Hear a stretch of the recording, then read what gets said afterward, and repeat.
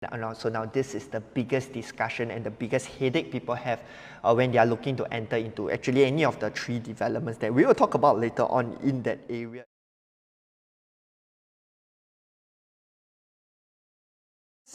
Let's jump into projects proper. Alright, so 3 things I like. Again, we're going to do this in our sort of trademark style. 3 things we like, 3 things we don't like, okay? We would not touch too much into like the nitty-gritty about the project, right? I'm going to share with you some of the things that I feel is important. So first one, Leedon Green, because highest number of votes to ask us to talk about Leedon Green, right? The former tulip garden, where exactly it's along Farrer Road, right? Beside, I think the best landmark I can give you is beside the Leedon lah.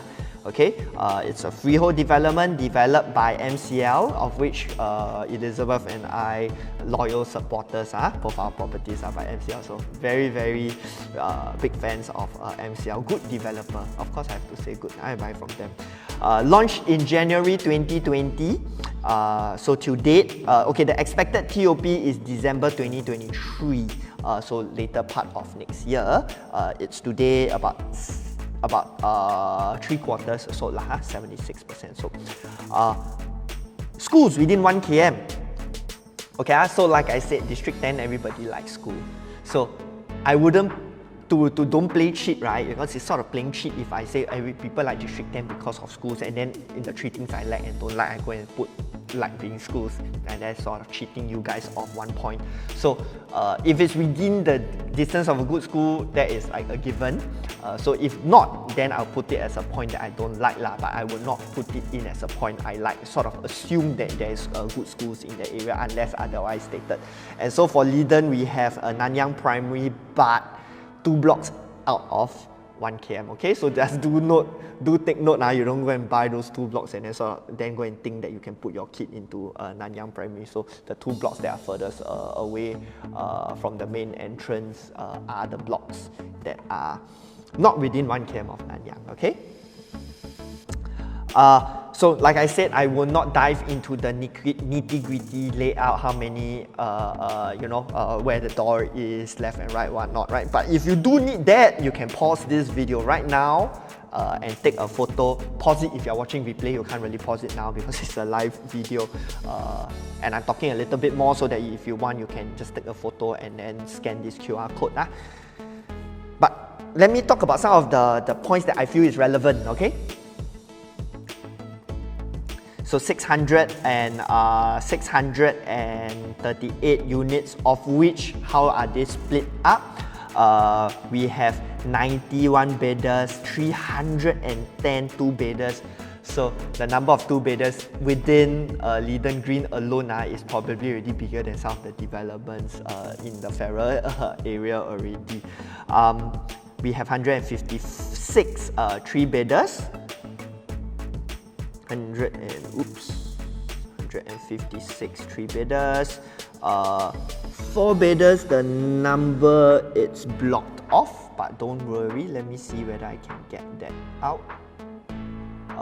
4-bedders, we have 48 4-bedders and 34 5-bedders. 48, maybe I write it here, 40. Whoa. Yes, 48 4-bedders.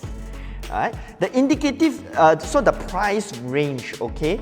So this is where it's quite interesting. We do have a very big price range within Leedon itself, with the highest PSF hit of 3081 PSF. That is actually for a 700 square feet 2-bedroom, okay? The average PSF there is 2,700 there, so it's almost a 250 PSF difference from the lowest to the highest. All the more surprising considering that it is not a high-rise development. So how the developers stagger this, of course, taking advantage of some blocks being within and some blocks not being within 1 km of Nanyang as one of the main things. Also, they staggered because Leedon Green is sort of sandwiched between very busy Farrer Road and also the Holland flyover. They have staggered that as well, with the inward facings being priced a lot more expensive. Okay.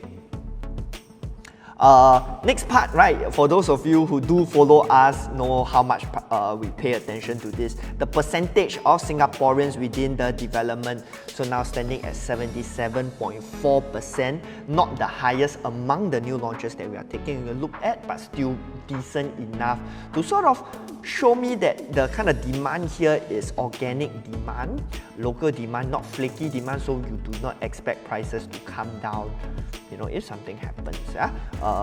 Another interesting note is 17% of the buyers are registered with HDB addresses. But do note, not necessarily all of them are upgraders. Some of them own a HDB, buy second property, pay the ABSD. Also possible, either that or first-time home buyers currently still staying with parents in a HDB but buy a condo as a first property. That also will be classified as a HDB registered address because this is a purchaser address. Okay. Then, so now next up, right, 3 things we like and don't like. The 3 things we like, number 1 is of course the size of the development. It's quite rare to find a unit with this a development with 600 over units freehold in District 10. Not easy to find. So with that, you're going to see a good healthy number of transactions to help push the price upwards. And of course, with that, I put the one below, right? The bonus is that it has very low maintenance fees. I believe the one bidders are coming in at under $300. I think even some of the 2 bidders are at around $300, which is super affordable considering it is within the CCR. So I think all in all, definitely the size of the development is a big plus to us, right? Number 2, the future en blocs that are coming up within the Farrer Park area. So Spanish Gardens across the road have been trying to go for en bloc quite a lot. Quite a few times already, if I believe correctly. Another one is also Sutton Place that is coming up for en bloc. So there is a good number of slightly older developments in that area. So now why is that a good thing for you? When they go en bloc and when they come up, they're going to set new benchmark prices, and you being sort of the big brother in that area is definitely going to benefit from this. But yes, Spanish Village is also a huge land plot. I think pretty good chance that it's bigger in size. On that note, maybe let me check, since I do have all this. So now Leedon Green's land size is about 35,000 square meters. Spanish Village is, yeah, managed to find it. Let's see, Spanish Village.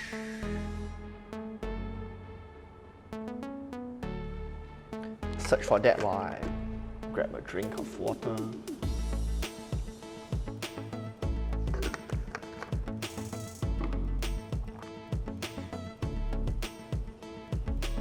Yes. Oh no, smaller. Spanish Village is 30,000 square meters. So Leedon Green is still going to be the big brother in that area. So benefits of being the bigger, one of the bigger developments in that area. More units for sale, easier to pop up in people's searches on Property Guru, yada yada yada. Why big is always better. Okay, and especially for the CCR big. Hello, sorry to interrupt. We'd like to take the opportunity to thank you for watching the video, and also to share why we do what we do. Is to empower consumers with hard facts and figures, quality research and real-life examples to allow them to make the most informed property decisions. So if you found our videos useful, the only thing we ask for is for you to smash that like and subscribe button so that the YouTube algorithm can push out our videos to more consumers. Thank you, and back to the video. It's better because they tend to see a lot more smaller developments over there, so it's quite rare to have a big development lah, okay? So en bloc, right, they will come in, set new benchmark prices, making you look cheaper and also bringing out the sort of attractive aspect of your development lah. Okay, number 3, product offering / lack of supply. So what do I mean by this? So with this, maybe I can go to H Prop to share with you guys.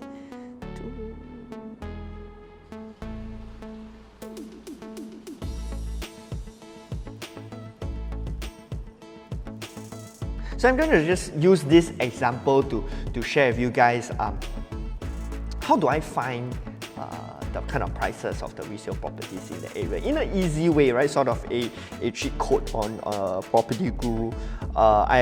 Actually, a lot of people don't know Property Guru sort of has this function, which is the map function. And when you use the map function, or you can just zoom in, zoom out, and this is excellent for you to find out your competition within the area. So what I did, I zoomed into the Farrer Road area.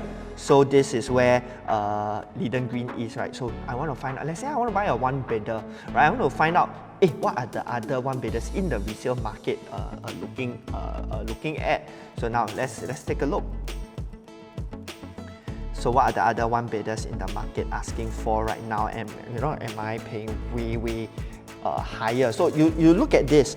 In this area, within 1 km of Nanyang Primary, there's only 33 1-bedders available in the market right now.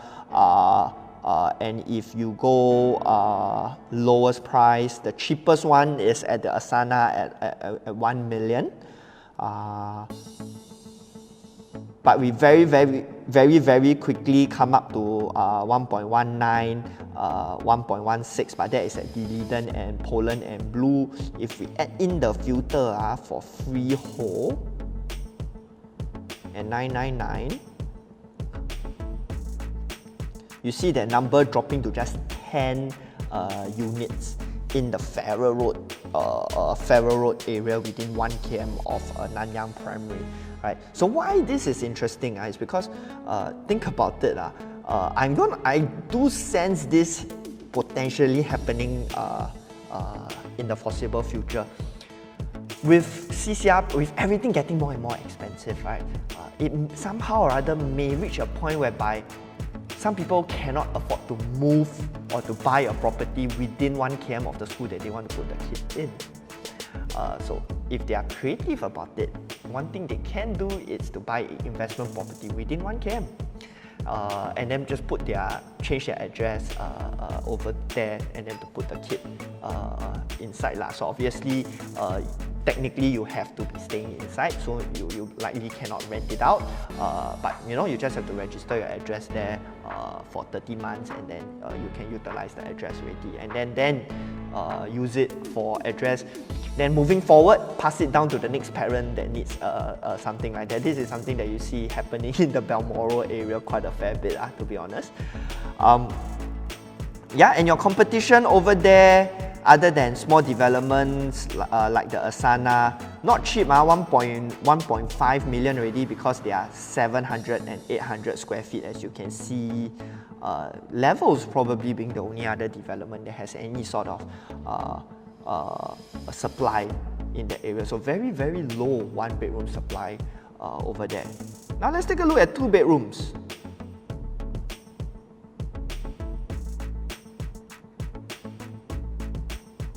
And I'm just going to use this because another 2 developments we're going to talk about is Wilshire and Hill, which is basically in the same area. So I'm just going to do this exercise once. You get the whole idea of it, and then you get what I mean by I like that they do offer a unique value proposition. So an entry into 1-bedder in Leedon Green, of which out of the 3 new developments, only Leedon has 1-bedders. So pretty good in terms of exit strategy, exit potential, not much competition over there. So 2-bedders, 19 units to compete with, but that number is going to come up quite a fair bit, knowing that Leedon has 300 over 2-bedders. They only, I believe, just now we were saying only 90 plus 1-bedders. Right? So if you're looking, right, on that perspective, on that parameter of like when you want to sell, you want lower competition, one bedder maybe will have a better choice than a two bedder. So this is again how we tend to suggest to clients, right? If you're already stretching your budget to a two bedder, while the normal common sense suggestion is to still get a two bedder because you think it's easier to sell. This is next level stuff, another layer you can add into your whole evaluation. Right, two bedders, you want to look at the price points, right? Asana 1.34, but once you look past Asana, you're gonna hit 2 million already for two bedders in that area, because two bedder Spanish Village is 1,249 square feet. Leedon Residence is 1,000 square feet. Gallop Gables is 1,184. So remember, that's what I mean by the old stock. The square footage is very big. So even though they are calling for, because if you have to enter Leedon Green right now, or actually any of the developments down that stretch, right, you're going to be looking at maybe 2.7 all the way up to 3,000 PSF. But even if you're paying that kind of PSF, the quantum-wise is still going to be lower than the competition in that area. Okay, I think you guys get the idea. So now let's just very quickly look at some of the three bedders. That number is gonna jump out even more. So the supply is very low because actually Victoria Park lah, Cornwall lah, King's Close, all those is all landed already, which is why there's very little supply also lah. But like I said earlier, right, CCR is undergoing an even more critical supply squeeze because a lot of them don't really want to sell anymore lah, because it's very hard to replace a property like that. So those that you see over here, either they are choosing to exit and just simply cash out from their investments, or their needs-based moves lah. A lot of the time, actually, once you look at the kind of units over here, you can sort of make more sense of what I was trying to talk about. So you see three bedder from cheapest to most expensive. The cheapest three bedder in the resale market right now, down the fairer stretch, is $3.65 million. Okay, 3.65 million per square feet, 2,300 PSF. You get the idea. Okay, now coming back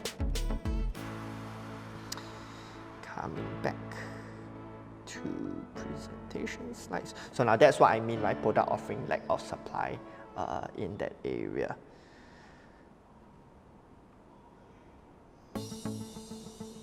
Okay, next up, three things we don't like. Okay, point number one, the Leedon wildcard. Okay, so now Leedon is a huge mega development above 1,000 units, right beside Leedon Green, and also now this is the biggest discussion and the biggest headache people have when they are looking to enter into actually any of the three developments that we will talk about later on in that area. Hey, Leedon 99 years, even though 99 years, see funny when if it's going to be a 99-year development with all the freehold around the area, they will say, wow, even though how cheap the 99-year is, right, they will have the concern that, wow, because they got all the freehold, how to buy. But now I swap around, I got 99 and then looking to buy in the freehold, they say, hey, got 99 there, I very scared. Either way, people scared.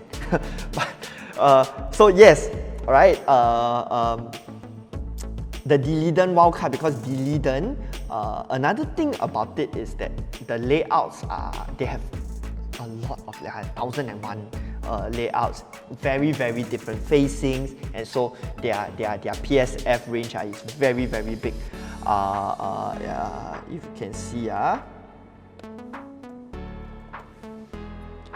very big. I'll just make it quick so I won't port over to the other side. I'll just say it out.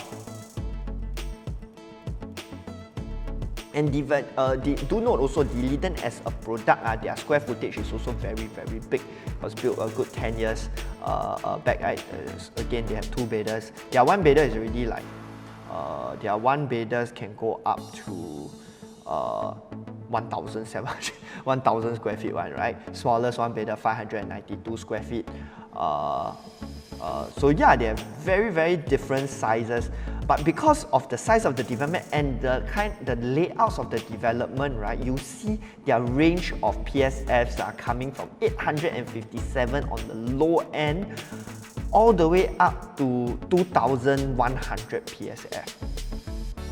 Okay, so the data being all over the place confuses people, and if you don't have a deep enough analysis understanding of how the market works, you're gonna be very fearful. You'll be wondering, oh, next time Leedon transact, right? Leedon recent transaction, we have, you know, the range is huge. We have 1,700 all the way to 2,000. Wow, then if I enter today at 2,700, 1,000 PSF differential, would that next time how I sell, right? So that's going to create a lot of fear, a lot of concern onto people lah. Okay. But yeah, that it will be something that people will get across, because you do see transactions around the area, like Leedon being over there has not really affected the profitability of the developments around the area. I think that's perhaps the best way I can help you overcome this particular barrier lah, right? But yes, it will take quite a fair bit of research to get across this little issue over there. Okay, number 2, Farrer Road and flyover. So Leedon Green being flanked by 2 busy roads, it's going to be noisy, so that's probably going to be one more objection that you probably might have to face when you are selling your property out in the future. So of course, just something you take note lah, something to be aware of before you buy into it. Then tough also, because you are then made to decide, because it's a pretty good like 200 to 300 PSF differential between outward facing and inward facing. And do you pay more for the inward facing or outward facing? You pay 300 PSF more next time, can you make back or not? Again, right, not easy to handle on your own. You probably have to do a lot of research before being able to make a decision. Okay, number 3, first of its kind. What do I mean by that? Again, because it's the first of its kind, being a large development, freehold, and then offering unit sizes of what I have mentioned earlier, one bidders at 400 square feet, 2 bidders at 500 square feet, 3 bidders at 900 square feet, this kind of thing, right? There isn't a predecessor. So for the data focused people, right, which is a lot of you lah, I see, because you're watching this video, you may find it, wow, I'm the first person to buy this kind, and next time can sell or not? Is there really a demand for it in the resale market? Again, right, put questions into your head, more questions that needs to be answered before you can make a decision, right? So how do I overcome this? How would I suggest you overcome this? It's to see benchmark prices of the RCR, OCR, and is there demand for something around that price being already accepted in those areas? Okay, I leave you to find out the answer on your own. If you need the answer from me, you can check with me as well. Okay, but yes, that is just an issue. So you know what? Basically, is there going to be a resale demand for 900 square feet 3 bidders in the Leedon area moving forward? That's one hurdle that you need to cross.